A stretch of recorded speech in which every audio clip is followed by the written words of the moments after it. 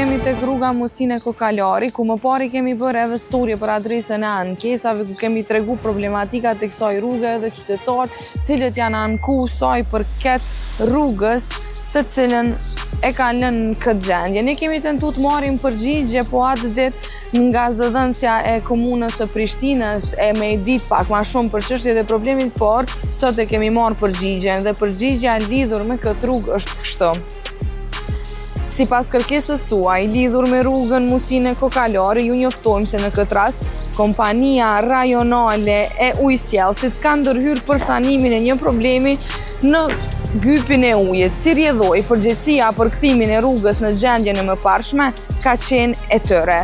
Megjithatë, me operatorët tanë për ndërhyrje emergjente kemi marrë masat e nevojshme dhe kemi intervenuar në teren. Brenda afatit prej 10 ditësh, kjo gjendje do të sanohet dhe rruga do të bëhet më e kalueshme për qytetarët. Gjithashtu ju njoftojmë se të gjithë operatorët që kryen ndërhyrje në rrugë janë të obliguar që pas përfundimit të punimeve ta rikthejnë rrugën në gjendje të mëparshme, duke asfaltuar ose duke vendosur kubeza betoni sipas gjendjes ekzistuese.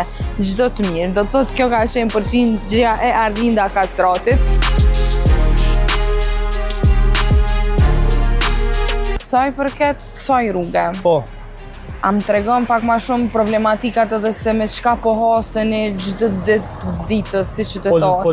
Po çdo ditë, po shihet edhe vetë, zhavori, pika e parë, e dyta, këtë 100 vjet e gjysmë është punu këtë rrugë. Po kështu ka me 100 vjet e gjysmë, kush s'është interesu për këtë rrugë me sanue. Zhavori, pluni, po çdo ditë neve na hin në përdyshane. Po dim, ku më ankuas te kush më shkue. Sa i përket të ndërhyrjes të 100 vjet e gjysmë ka punu. Saksisht nuk e din se kush ka ndërhyrë. Nuk jam shumë i sigurt, a ujësjellësi apo termokosi, po njëna për këtyve po. Po cilën nuk e dije.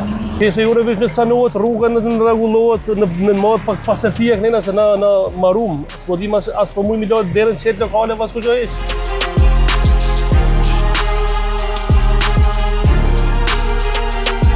Tash do me thona ka mbet me shku tek ujësjellësi edhe te termokosi, po mas pari po nisemi te termokosi. E bashkëm të e mendu që shtu i endin qytetarë.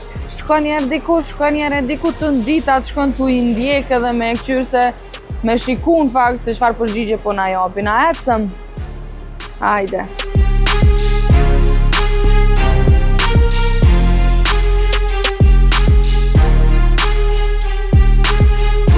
Do me thonë, se një qytetar, tash po bazona dhe pak të qytetar. Qytetarë thanë që do me thonë termokosi ka pas ndërhyrje ma heret, po ju po thoni nuk ka pas ndërhyrje.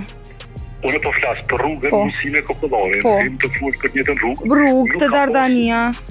Po, të Dardania të shtëpia Shëndetit, ajo pjesa që është mbrapa, nuk ka pas intervenime. Lavdimisht tash si kthehet në termokos, ajo kthej përgjigje me email zyrtare. O kry, faleminderit shumë faleminderit. Po më ke se sot jam pushim, që kur të shakon aty u kisha prit zyre, po. Jo, mos e ki gojë lum ju që keni që ka gjatë pushime.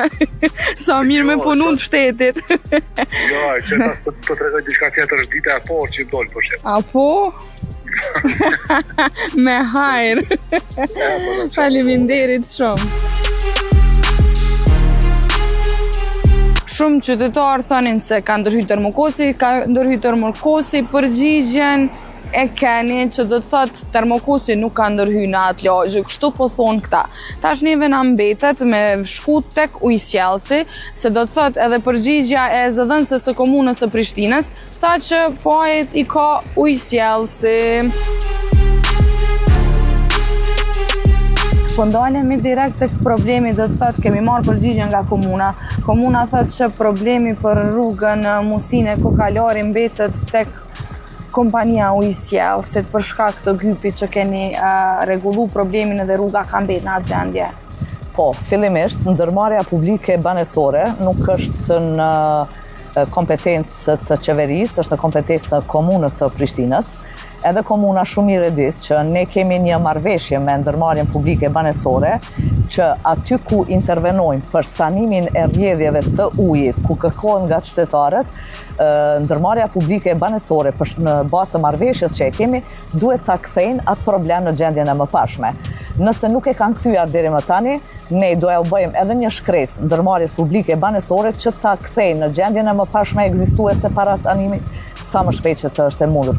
Pra është përgjegjësi e ndërmarrjes publike banesore që aty ku intervenohet edhe të kthehet në gjendjen e mëparshme. Ju e keni marrëveshje me ndërmarrjen publike banesore. Se gjithmonë po mbetet dikush në faj, gjithmonë po mos leti është me thonë, mja gjykojnë dikuj tjetër. Zakonisht kemi pas raste shumë edhe nga komuna e Prishtinës pa dasht ta fyen dikë, përgjigjet më të shpejta dhe më të lehta nga ana atyre kanë qenë është përgjegjësia e ujësjellësit, është përgjegjësia e ujësjellësit.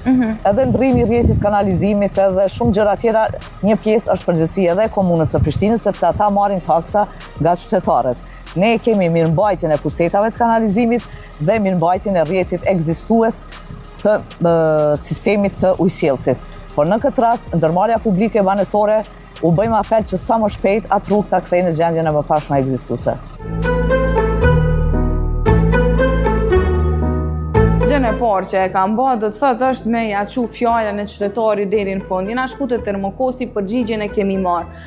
Më pas jemi nis tu bazu tek përgjigja e komunës së Prishtinës, ku komuna e Prishtinës e gjun të topin tek kompania e ujësjellësit. Kompania e ujësjellësit vazhdon të lënte fajin e komunës, por megjithatë komuna ka premtuar që për 10 ditë do del edhe ta sanoj rrugën edhe ta bëj më të lehtë për qytetarët e Prishtinës. E për këto 10 ditë po nisim prej sot me një, edhe të shohim tani mbas 10 ditëve se a është sanu edhe a është rregullu e gjithë rruga.